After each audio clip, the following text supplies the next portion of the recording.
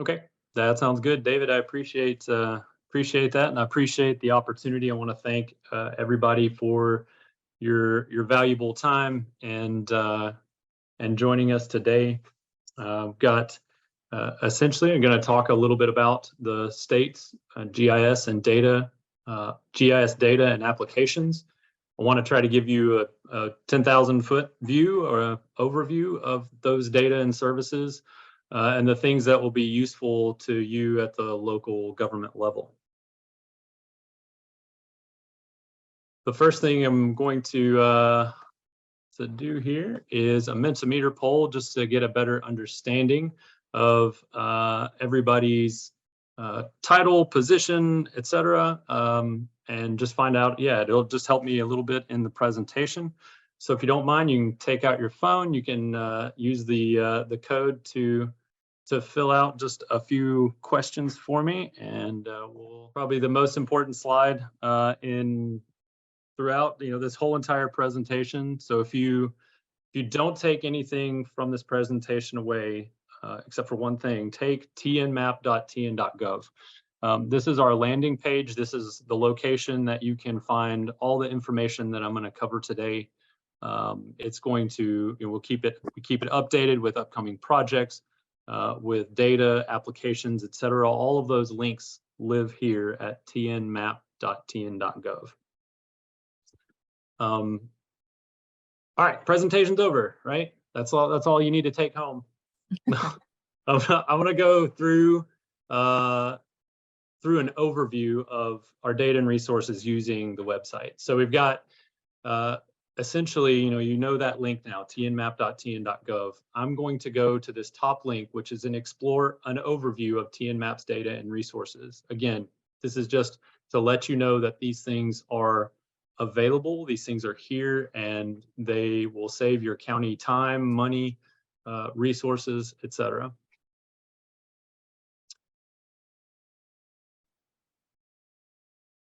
And so now you'll be able to, as well, after the call, if you're like, Paul was talking about the elevation and LiDAR data, I needed to know a little bit more information about that. You know where you can find this information, and you can go exactly right back through the presentation. And so the first thing I'm going to cover is, what is GIS? So for those folks on the call that were a business analyst, or maybe they do finance, etc., essentially GIS is a geographic information system, and it's a framework for gathering, managing, and analyzing data. Think maps, right? We always have, at least as a GIS professional, it's always difficult to kind of explain what we do. And so a lot of time you're just like, oh yeah, it's just like Google Maps. But essentially Google Maps is a GIS in itself, right? It emphasizes location. There's points on a map where you can click and find out attributes or information about that particular place. So that's just the easiest maybe example of a GIS, even though it probably isn't widely called a GIS. So I work for the state of Tennessee's STS GIS Services Group. I'm an analyst with this group, and we've been at it. Well, the group has been at it longer than I've been here for sure. But starting in 1997, we were known as OIR. At that point, but STS GIS started the Tennessee Base Mapping Program, where we engaged the local governments and coordinated funding to essentially come up with some base statewide GIS data sets. And many of those are being used today still. We see, the imagery, parcels, streets, address point data, hydrography, and those are just a few of the products that, we're still coordinating and engaging with local government officials on, and data that you all would find useful. Now our core function, so we are the centralized GIS group within the state of Tennessee government. So other state agencies do have their own GIS group, so TDOT, for instance, or TWRA, but we're the centralized IT group within the state. And we take state agency data and we serve it out. And we develop state agency GIS applications. Some of those you may have used, and I'll cover those here in just a moment. We coordinate statewide GIS data projects. So imagery and LiDAR are two of those, or an example of two of those. and we assist local governments. A lot of those available resources that we have out to the public are going to be available at that tnmap.tn.gov. And in this presentation, I'm going to cover the applications and data services. I'm going to talk specifically about imagery and mapping imagery, elevation or LiDAR data, and then I'll talk about a few other resources that we have. So the applications and data services, the primary applications that we host, and probably actually the most popular one is going to be the Tennessee Property Viewer, and it's probably one that many of you may be familiar with. But essentially that enables you to go and search for a property within a county that's managed by the Comptroller of the Treasury, find out the ownership information, bring up other ancillary data sources like the FEMA flood zone you see in the example here on the right. But that's one that you've probably used. But we also host a number of different applications as well. So we've got a sex offender registry map that maps all of the sex offenders in the state of Tennessee, and that's done for the TBI.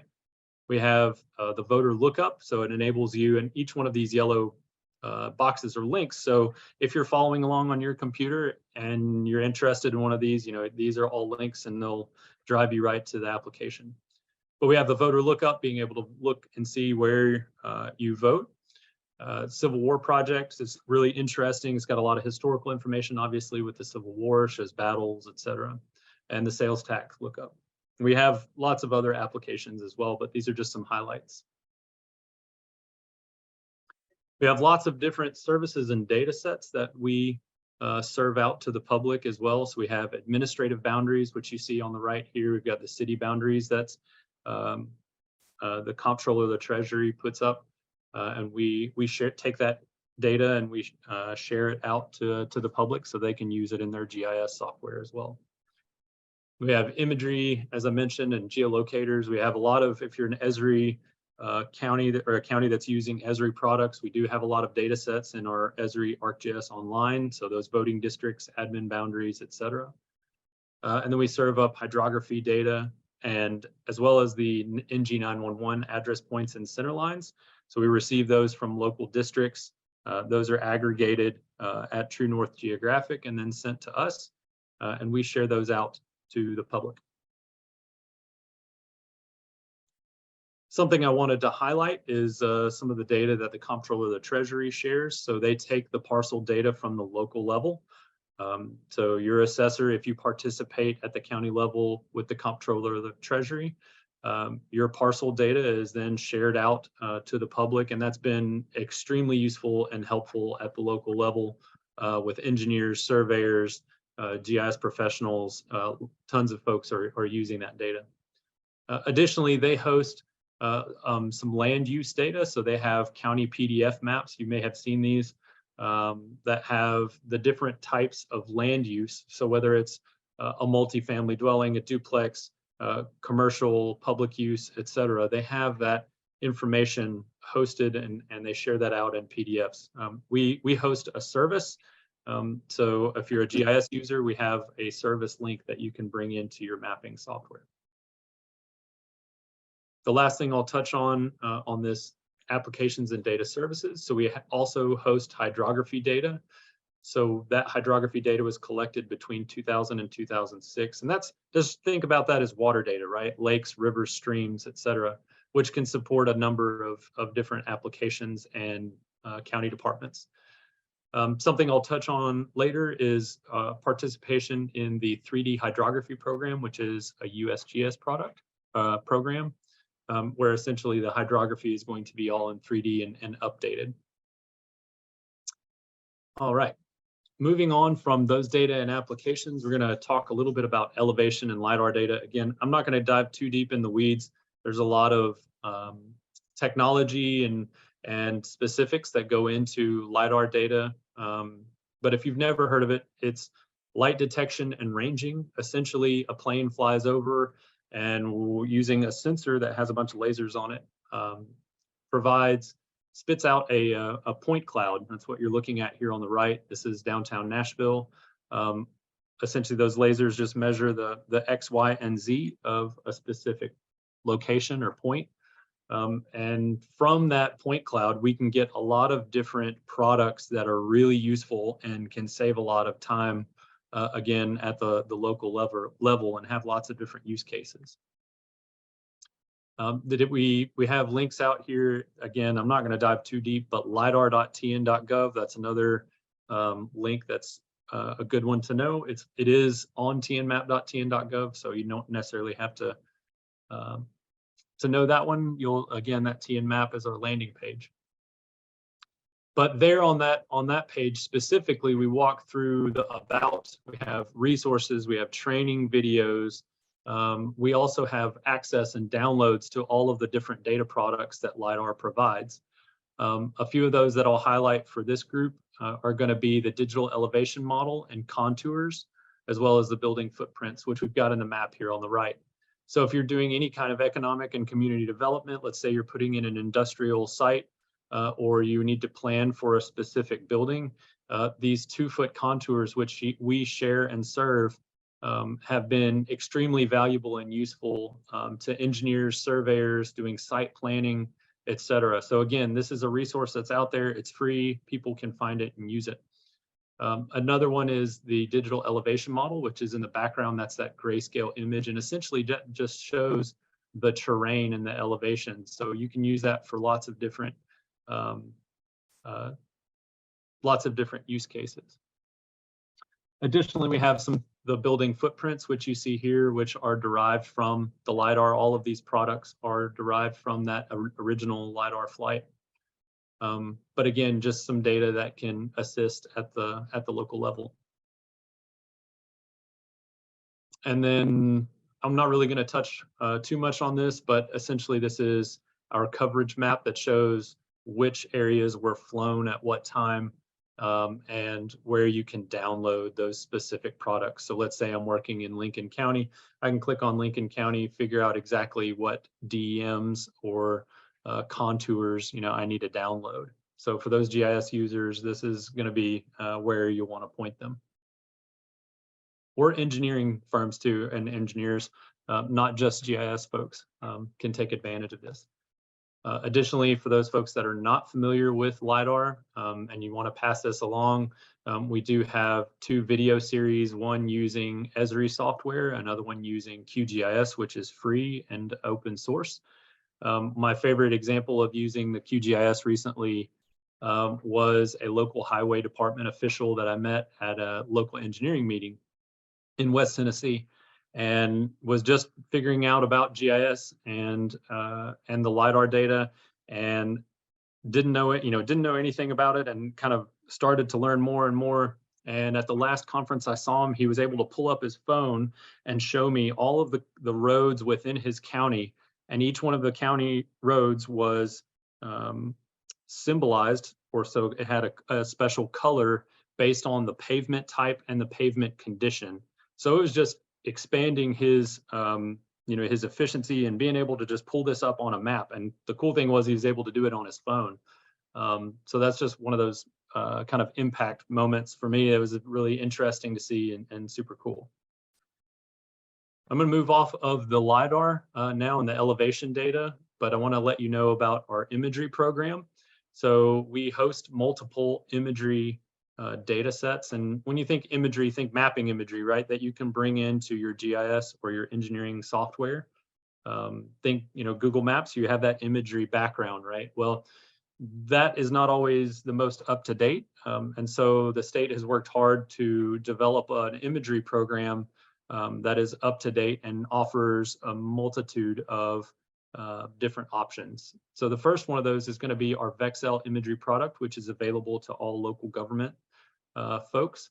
And they've actually already flown in 2023, and they're processing that imagery now. So if you have an imagery program at your local government and you have older data or older imagery, this is great information for you, because we're refreshing this currently every 2 years, thanks to a contract and help with from the Emergency Communications Board, the TECB. Additionally, we do have TDOT aerial surveys data, and they've currently started delivering 2022 to us, I believe. So we have 2016 all the way up until 2022. And again, more information on how to access these specific products, you can just find the link here or on that tnmap.tn.gov.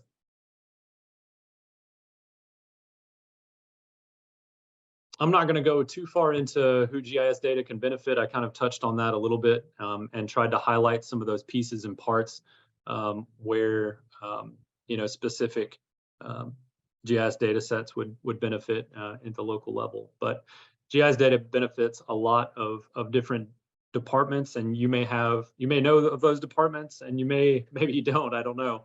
All right, so moving on. There's different software that you can use essentially to put this data to use. So for those folks that, again, don't have an Esri license or don't pay for this software, there is free and open source options available, as well as many other off-the-shelf software. There are lots of different organizations to help out there. So for those folks that are maybe new to GIS, or you want your departments to learn more about GIS, specifically the one I'm going to touch on today is going to be the TNGIC, Tennessee Geographic Information Council. And then there are lots of other smaller user groups that can really assist folks put this data to use. And with that, and what I was going to say, if you keep scrolling down to the bottom, there's just some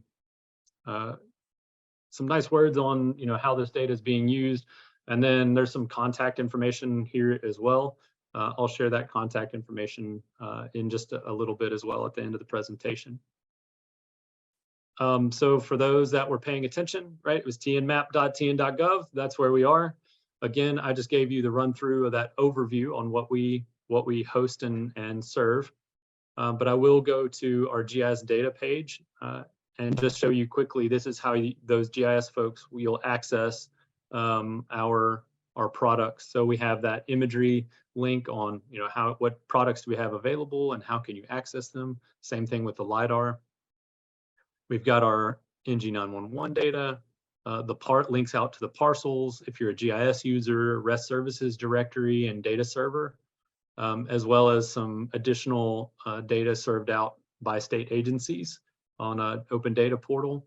And then lastly, so we work hand in hand with TNGIC, which is that GIS user group that I was talking about. And they help serve a data clearinghouse that has a lot of useful information in GIS information and data as well.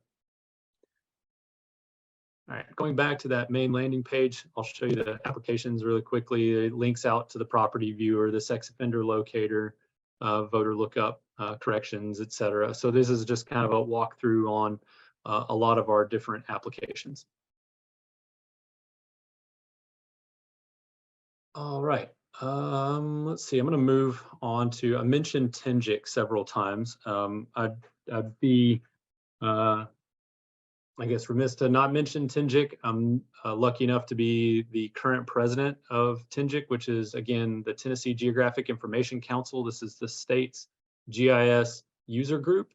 And it's a cheap membership, so it's $40 for a yearly membership. And the main benefit here that I want to convey to you all is that with the membership, you get lots of benefits. So training, webinars, data access, etc. And really the main benefit is networking. So lots of county GIS users attend our meetings. We have 3 regional meetings in the fall, and then we have an annual conference every spring in April. So if you have GIS users in your counties, and you're not involved in TNGIC, I would highly recommend sending it on.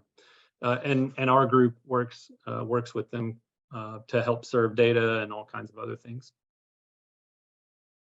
All right, I'm going to move back to my PowerPoint presentation.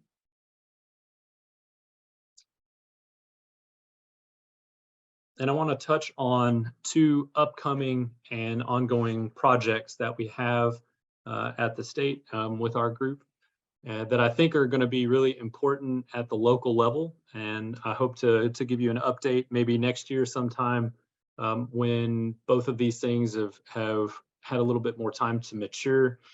but these are important upcoming projects that I wanted to let you know about. The first one is a Tennessee Department of Health project called the TREC project, and that's Trails, Recreation, Environment, and Community. Essentially, we're mapping parks, greenways, and trails for the entire state. We don't currently have a statewide data set that shows all of our recreational assets throughout the state. So we're putting that together with input from our from TDEC, so Department of Environment and Conservation, federal partners, local partners, local governments have provided us with information and data. And there are lots of different use cases for this information. So we're going to have a web map application that we'll host and share, so people will be able to use it to find recreation data in their area.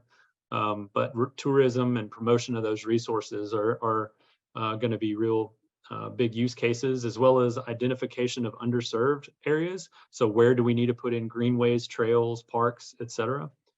And then grant links out to grant programs that will help those local governments get funding to put in those different resources. And the last project that I want to highlight is the 3D hydrography program. This is a USGS project, so United States Geological Survey. We're participating in their program, and we currently have a pilot project going on in East Tennessee. And essentially, this is just 3D hydrography generated from LiDAR data. So think about those lakes, rivers, and streams. Well, when you're looking at let's say a paper map, right? That's in 2D. Well, we have the technology now to take that data and make it 3D using the LiDAR data and elevation data that we've already collected. So we have, again, this is a project area. This is just north of Knoxville.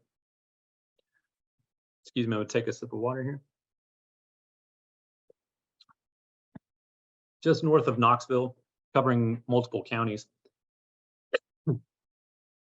And this is going to be our pilot project. So we're going to be able to figure out, how to advance the rest of this project throughout the state. We're already working on a project that's going to be in Middle Tennessee, covering several different watersheds.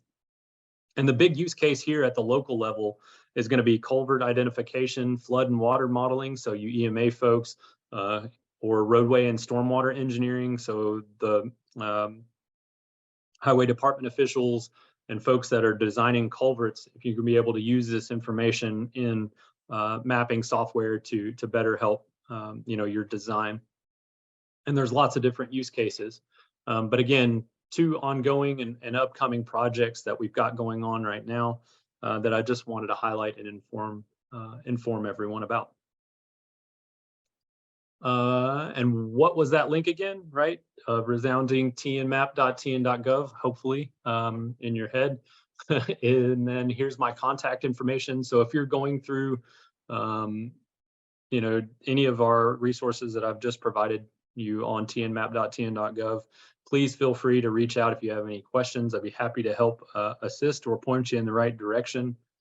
And I'd be happy to take any questions on any of the projects or data or information that I highlighted. And hopefully that was a good 10,000-foot view of the products and services that are available to you.